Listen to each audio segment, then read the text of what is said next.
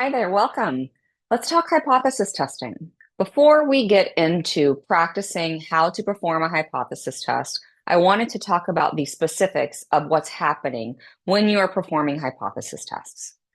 When you are trying to run a test, you are trying to make an inference about the population based on sample information. And there is a process that you go through in order to do this. The first thing is you have to decide what it is that you're testing. Essentially, you take some claim about the population and you're using sample data to justify whether that claim has validity or evidence to say, yes, I believe this claim or not. What does that mean? We are starting with some assumption about the population. For instance, let's talk about how much water is contained in this can. Okay, on the can, it says that there are 355 milliliters in this can. So on average, we would assume that the average is 355 milliliters. Well, I've been shopping for a long time and I notice that sometimes these cans don't have that amount of water in them. And so I think it's actually that they're underfilled. So I have this assumption that there are 355 milliliters in the can, but I'm then claiming that it's actually less than that. That is the claim that I want to test about the population of all cans of water. This is sparkling water from Kirkland. I start out with this assumption that they're telling the truth and the average is 355 milliliters. And then I claim that the average is less than 355 milliliters.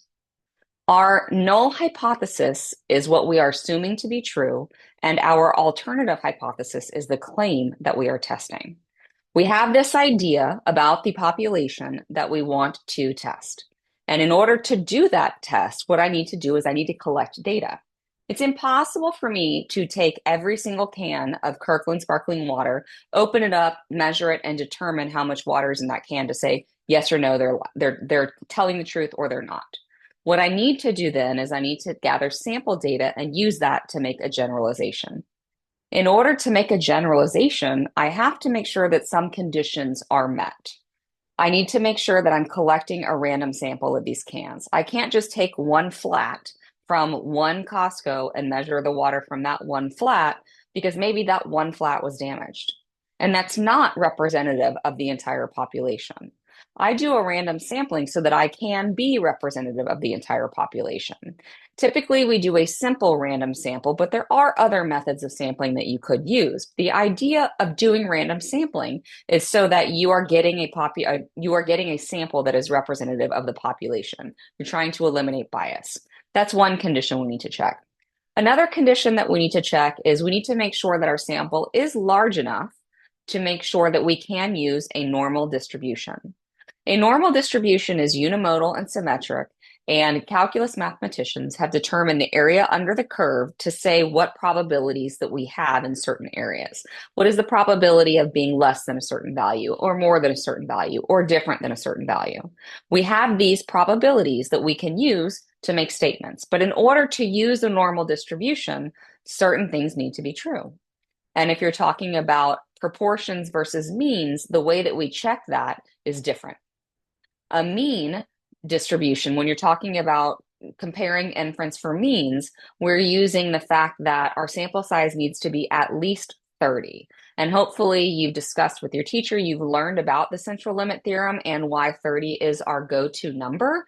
But what happens is once your sample size gets to be about 30, regardless of the shape of the population, our sampling distribution becomes approximately normal and we can use those normal probabilities. Otherwise, for means, our population would need to be approximately normal, or if our sample size didn't hit that magic number, it would need to have no strong skewness or outliers.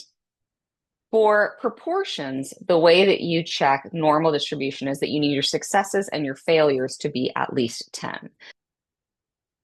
What that means is when you're doing a hypothesis test, if we're assuming that the proportion value is some value, that proportion value times the sample size needs to be at least 10. So successes and then failures, which is the complement of that, need to be at least 10.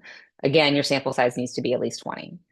So if we have the fact that our sampling distribution allows us to use in a normal condition and we have a random sample, then our conditions have been met. We can generalize to the population and we can determine an appropriate probability. Then we go ahead and we run some numbers. We gather that sample and then we measure. Let's say I gathered a sample of 35 cans. I would take them, I'd open them up, pour them out, and I would measure how much water is in each of those cans. And then I would calculate the average of that distribution, and that would be the sample average. I would then use that sample average, calculate also the sample standard deviation. And with those two pieces of information, I would determine how far away that is from what we're assuming to be true. And if we're close to what we're assuming to be true, there's not really evidence that there's a difference. What we do is we perform a test and we calculate the probability of getting the sample data that we did or data more extreme purely by chance if our null was true. Let's say I got an average of 340 milliliters for my sample of 35. This can says 355. How likely is it that I got 340 just purely by chance by measuring my 35? I calculate a test statistic, which is like a z-score. You could use a t-score for means.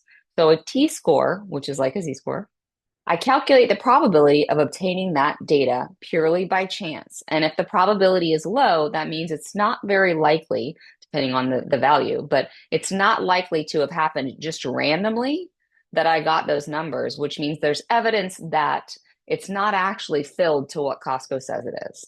And then I make my conclusion based on that.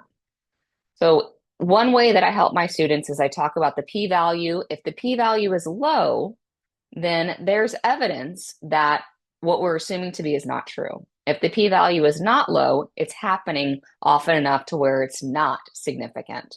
And in our class, we use typically 0.05, which is just some random number that we use 5% of the time. But it depends. Your level of significance will depend on the severity of committing a type 1 error and what type of test you're running. That's a whole other issue. But that's the basics of a hypothesis test. And now we're going to get into running a hypothesis test using a sample problem.